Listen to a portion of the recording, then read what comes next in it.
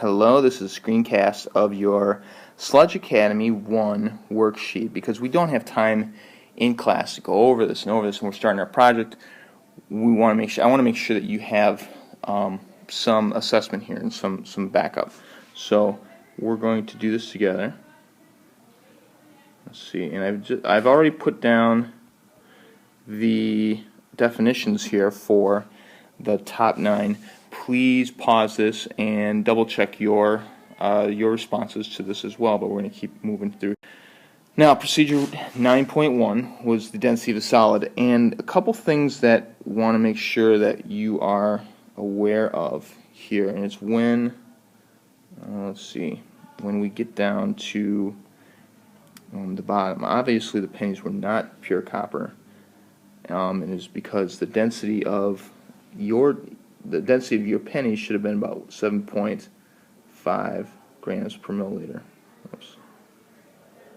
And they were, copper is about 8.9 grams per milliliter.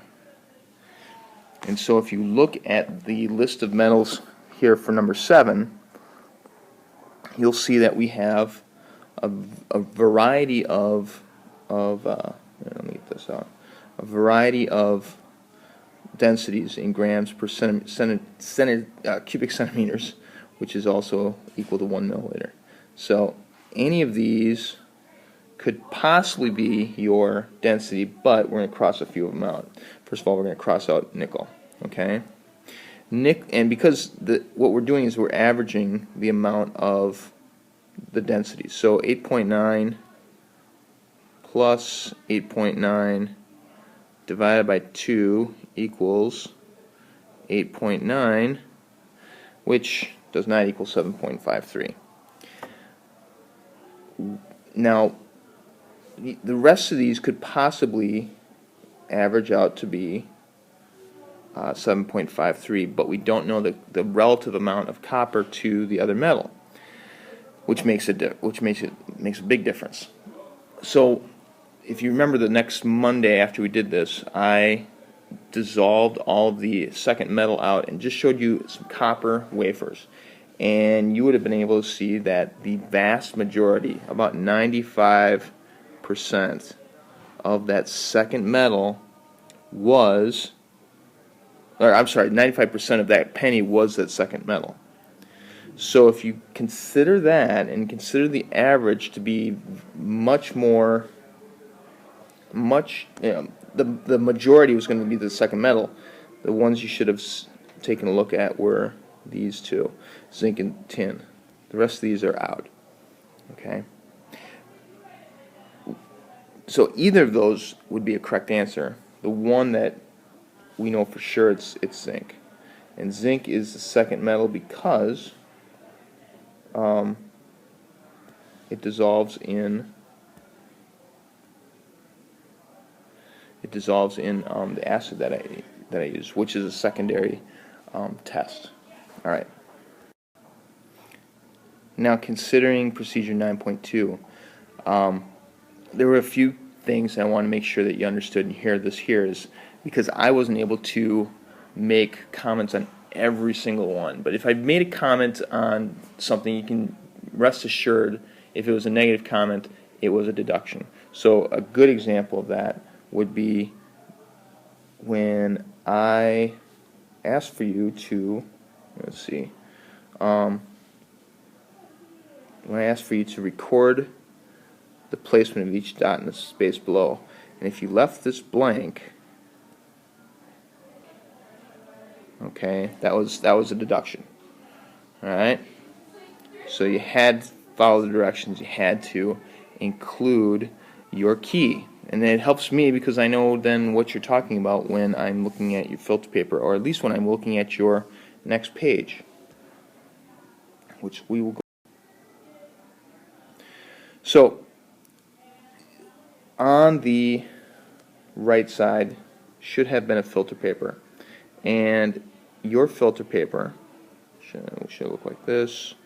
You should have had some dots, so we could say this would be your vis-a-vis black. Okay, and this could have been your, see, we'll make a permanent mark here with the, we'll make it permanent blue. Okay. And then you also had a vis-a-vis primary. And I'm trying to switch pens here. We'll make that one red. Or let's make it green. Okay, so then, and then you have your choice. So we'll have a teal. I got teal on my palette here.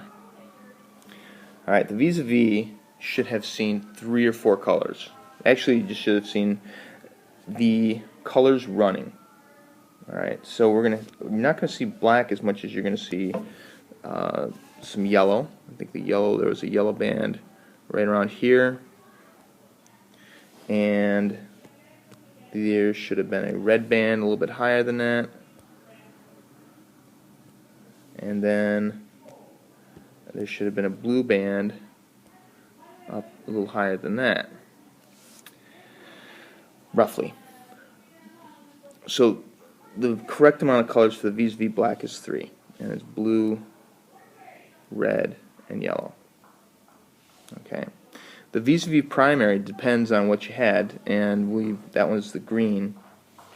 For this one, you should have seen a blue band and a yellow band right about here. So that would have been 2. Maybe it was just blue and you would have seen 1 band, but in this case we have blue and yellow, and you all know that they make green.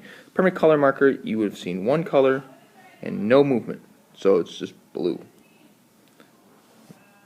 And then the choice depends on what you had, but we'll just leave that blank for now. So what's happening here? The main thing that's happening is, first of all, the vis-a-vis pens are soluble in water. That much is true. And the water, as the water flows up to the top of the paper, as it flows up, it takes these colors with them.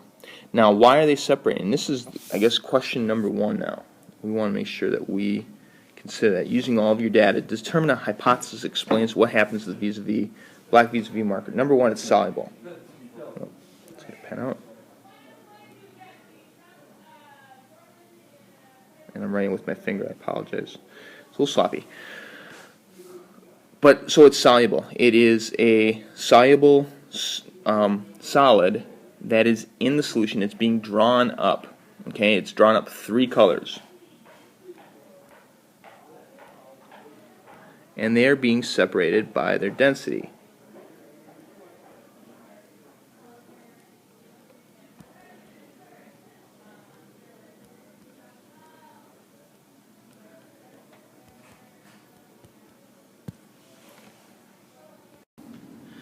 So, for number 2, if you are considering that the vis-a-vis is a soluble marker and it slides and moves up with the flow of the water up the filter paper, then the permanent marker would be insoluble.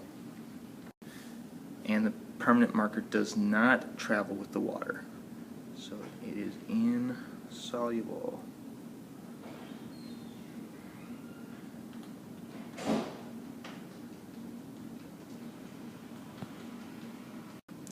Okay, finally, the hypothesis that explains the mystery substance in the flask.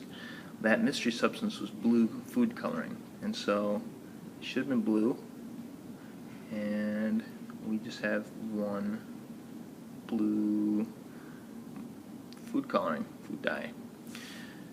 And so, if we're considering what the mystery substance is in the flask, we would at least know that it's 1 color. And you should have only seen 1 color. Okay, and that color was blue. So, so 1 color, and it was blue. There were no other colors on the filter paper. It was just 1 color, and it was blue. And it was soluble.